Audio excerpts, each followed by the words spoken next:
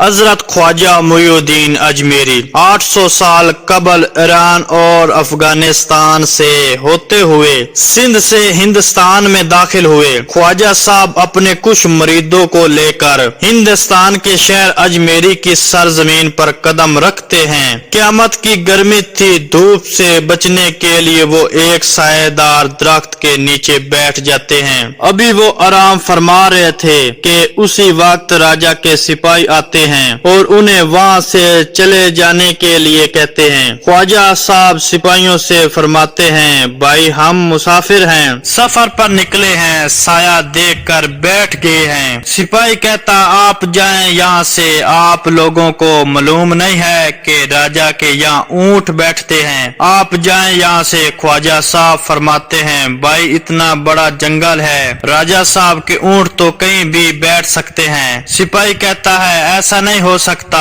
آپ لوگ یہاں سے چلے جائیں، راجا کے اونٹ یہیں بیٹھیں گے تو یہیں بیٹھیں گے، سنا آپ نے؟ خواجہ صاحب کہتے ہیں، ٹھیک ہے بھائی، اب یہاں راجا کے اونٹ ہی بیٹھیں گے۔ سپاہیوں کی باتیں سن کر خواجہ صاحب اپنے ساتھیوں کے ساتھ چلے جاتے ہیں اور دوسری جگہ پر رات گزارتے ہیں۔ جب صبح ہوتی ہے تو سپاہی دیکھتے ہیں کہ سارے اونٹ زمین سے چپک گئے ہیں، وہ اٹھ نہیں رہے۔ سپاہی حیرت زدہ ہو کر راجا کے پاس جاتے ہیں اور راجا سے سارا واقعہ بیان کرتے ہیں۔ مہاراج، ہمارے اونٹ زمین سے چپک گئے ہیں، ایسا کیسے ہو سکتا ہے؟ ہمیں تو لگتا ہے جن فقیروں کو ہم نے وہاں سے اٹھایا تھا یہ سب انہی کی کرامات ہے، شاید تم ٹھیک کہہ رہے ہو، وہ سچے فقیر تھے، جاؤ ڈھونڈو انہیں اور ان سے معافی مانگو۔ راجا کے سپاہی انہیں تلاش کرتے ہیں۔ ایک جگہ پر خواجہ صاحب آرام فرماتے ہوئے سپاہیوں کو نظر آتے ہیں تو سپاہی ان کے پاس پہنچتے ہیں